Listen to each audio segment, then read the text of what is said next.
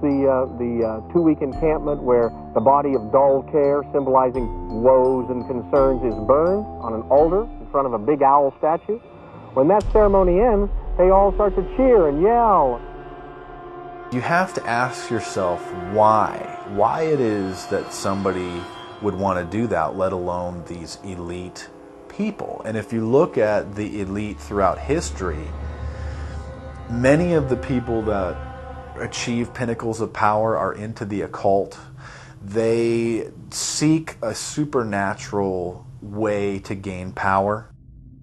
Why are Christian conservatives such as the Bushes and Newt Gingrich attending the Grove? And I recognize I'm not going to be invited to Renaissance Weekend or that Bohemian deal where Newt, Rush, and Dick all sit in a teepee naked beating on tom-toms. Why does the media barely mention the Grove? Because many of them are in attendance. Late political cartoonist Phil Frank of the San Francisco Chronicle draws a reporter thinking about his loyalties to Bohemian Grove as he takes notes for a story. Stories about what happens in these redwoods are hard to come by. A campground statue reminds Bohemians to keep their mouths shut about the Grove. Many world events have been shaped at the Grove, including the creation of the atomic bomb. Discussions at the Grove in the 1930s helped lead to the development of nuclear power and the atomic bomb. Every Republican president since Calvin Coolidge has been a member, as well as many Democrats, including Jimmy Carter. If you look at the membership lists of the Bohemian Grove and the Council on Foreign Relations, the Bilderberg Group, a lot of the key level people are overlapping and are involved in numerous groups. In addition to pagan rituals that take place there, this all-male club also deals with darker themes through the plays Montezuma, which feature Aztec human sacrifice, and Faust, which feature Mephisto. Some of these plays are disturbingly flamboyant. Many of the elitists have a penchant for cross-dressing and singing show tunes. Perhaps that is why much of the all-male staff also happen to be homosexuals. Well, each year, many of them seem to have a stunt or try to come up with a stunt. Last year, in 1980, the popular button was Free the Fortune 500. Bohemian Grove that I attend one time at a time. It is the most faggot goddamn thing you will ever imagine. In 2004, the New York Post reported that gay porn star Chad Savage would be servicing moguls at the Bohemian Grove. In recent years, several politicians have been outed in scandals, including Senator Larry Craig, who tried to solicit sex from an undercover officer in 2007. Even more shocking, it was revealed in 2004 that right-wing blogger James Guckert, who had unprecedented access to the White House during the Iraq War, was actually Jeff Gannon, a madam and male prostitute for MilitaryStuds.com. During his 2 years writing for GOP USA and Talon News, Gannon officially made over 200 appearances at the White House. Oddly enough, over 24 of these visits would take place when there were no scheduled briefings. He failed to check in or out with the Secret Service on many other occasions, coming and going as he pleased. These type of activities are not new to the White House. In 1989, headlines involving callboys in the White House rocked the cover of the Washington Times. The Washington Times reported today that unidentified White House aides in the Carter, Reagan, and Bush administrations now are being investigated for using the services of a callboy ring.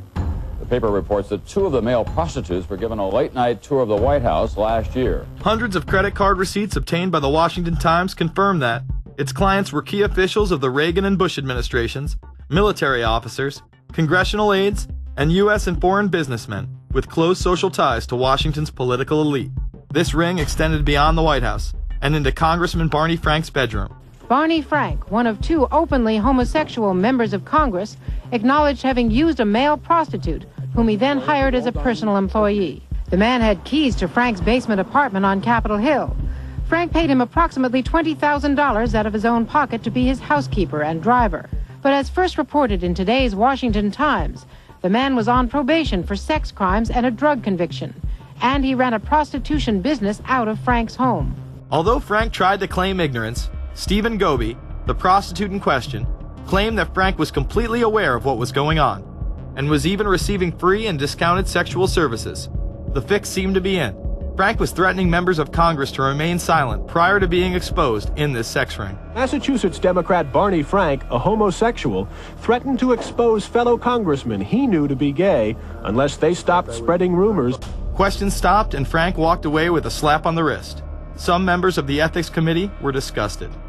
Do we tolerate, do we condone a member of this body who knowingly permits a house of prostitution to be operated out of his residence? You have just heard one of the most edited, selective garbage that has ever been put forth, in my opinion, in this House.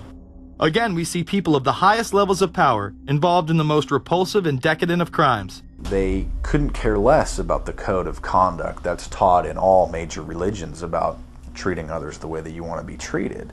And then they masquerade, they put this false front on that they're like everybody else, because your average person wants to do right, believes in some sort of a karma, believes in some sort of a divine justice in the universe.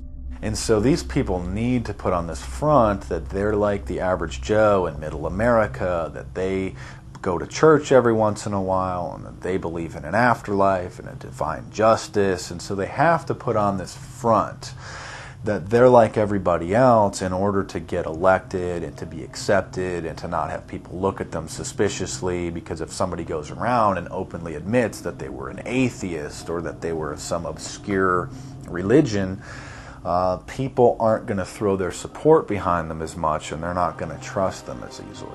The reality of this behavior is never revealed to the public, as the media keeps any revelations quiet.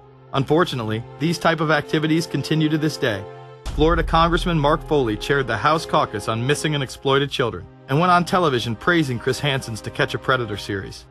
The Dateline piece has probably done more than any law we can create. Foley was later caught attempting to have sexual relations with numerous underage pages. Congressman Mark Foley, the man who championed the Child Protection Act of 2006, resigned after inappropriate emails and instant messages surfaced that he sent to former congressional pages. Once more, no charges were even filed. Foley himself has checked into rehab. No one has been charged with any crime. The predator class acts like Roman emperors, indulging in excess that includes sex with young boys while portraying themselves as men of the Lord. The insanity is that we have allowed an interwoven elite criminal class to rule over us while posing as the saviors of the planet. We have learned they will stop at nothing to achieve their goals and are not held accountable for their crimes. They prey on the system rather than protect it. This is not a new world order of peace and prosperity. It is not a world government to save the earth. During difficult times, we must remain ever vigilant against seemingly positive solutions imposed to suit their aims. Crises there will continue to be. In meeting them, whether foreign or domestic, great or small, there is a recurring temptation to feel that some spectacular and costly action could become the miraculous solution to all current difficulties. We are threatened by a superclass that control the flow of information and hide technology from the public. The prospect of domination of the nation's scholars by federal employment, project allocations, and the power of money is ever present and is gravely to be regarded. We must also be alert to the equal and opposite danger that public policy could itself become the captive of a scientific, technological elite. It is time to put down the remote control, to turn off your Xbox, and start paying attention. It is time to step away from everyday luxuries and pop culture and take action against a monolithic, concentrated evil in order to save what's left of humanity. We must now trade in our apathy for action in order to defeat this invisible empire.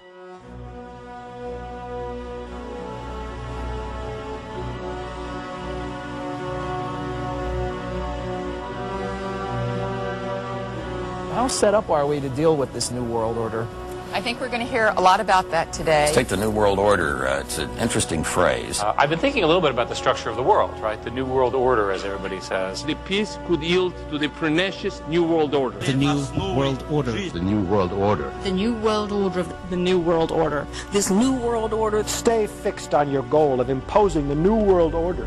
We kept talking about a New World Order. A New World Order. That's what we need now. a new world order with swing. One war and one victory doth not a new world order make. Conservatives used to believe in the United States of America rather than the United States of the New World Order. The ambition to create a new world order. Whose world order is this? And of course what he called it was the New World Order. Respect for a new world order. We can see a new world coming into view, etc., etc. That's the core of the new world order that we want to try to build. It's the sole superpower, new world order. New world order. A new world order. To a new world order of peace. Let's say a new world order, for want of a better term. Entities of the new world order. The whole concept of new world order is something else. It really says that the state is God. The state will play a bigger role in the economy. New order. What Wilson wanted was a new world order, not just a new world order. In order to compete in the new world order. Compete in this new world order. This is the third leg of the new world order. We had the World Bank, we had the IMF, and now we had the World Trade Organization. A rigid new world order. This hoped for new world order. Constructing a new world order. In the new world order of the 21st century. The new world order we're going to put in place in this new world order. In this new world order. The patriots in this country are not going to see their rights diminished in order to create a new world order. That President Bush has described as a new world order, which we all share that same desire. A new world order is surely in the making here. Are we ready for the new world order? It's a timely and often controversial question. You don't hear a politician speak the way you do in America. It's about the future of Europe and a new world order. Mr. President, thank you so much, and I hope to have you again, and I hope to see you again.